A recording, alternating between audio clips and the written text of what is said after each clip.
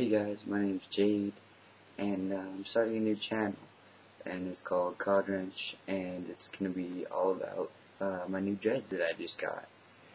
And well, not just got, I got them like 3.5 weeks ago, but yeah, we'll get to that later.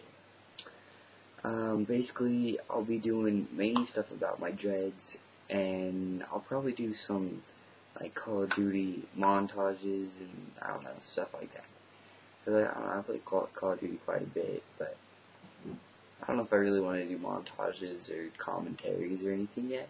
It sounds like fun, but you know, I don't know. I'm gonna stick with dreads for now. But anyways, I've had my dreads for 3.5 weeks now, and I love them straight up. They're sweet.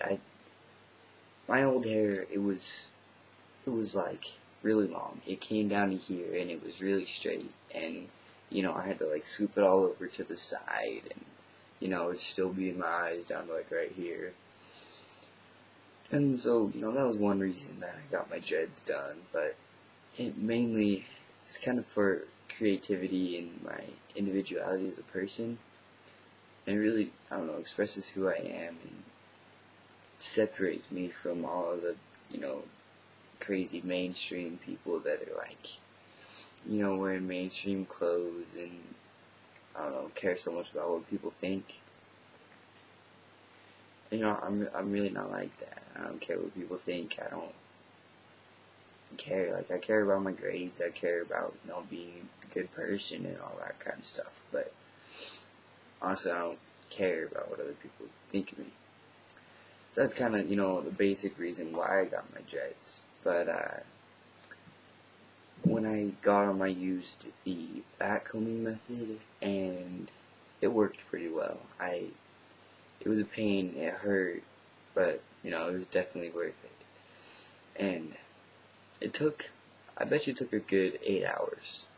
We started at about, I don't know, 2 o'clock on a Sunday afternoon, and we went till about 10, and before that, I took a trip to Vegas with one of my pretty good friends, and he did a lot of it for me. He did some sectioning, and he did some, I don't know, he probably did 20, 25 dreads, and just in the back, and he did that while we were on the car ride back from Vegas.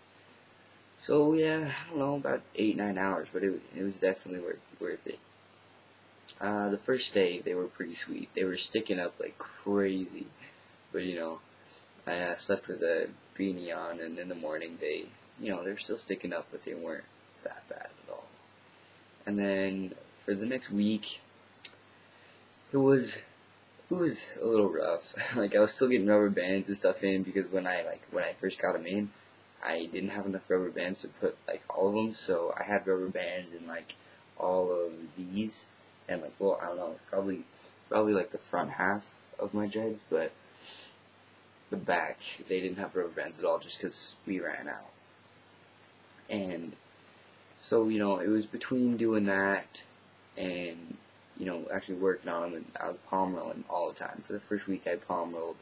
If I was sitting anywhere doing anything, I was palm rolling. If I was in class, I would do finger rubbing, because it's not so distracting, which is just when you take the dread like this, and you just pretty much, it's like palm rolling, except for you just rub it between your fingers.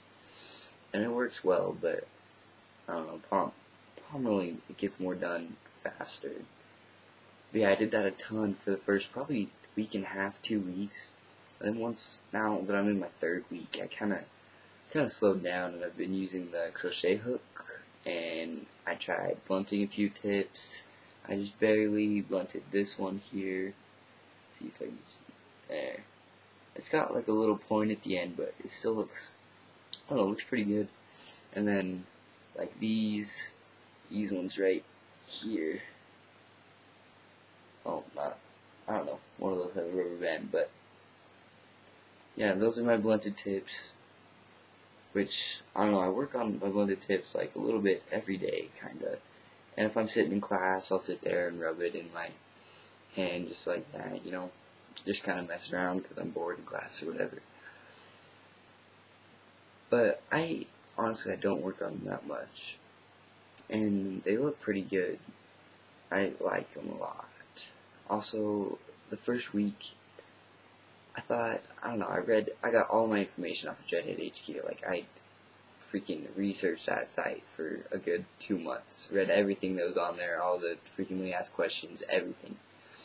So, I thought I was, very, like, knew pretty much what I needed to do.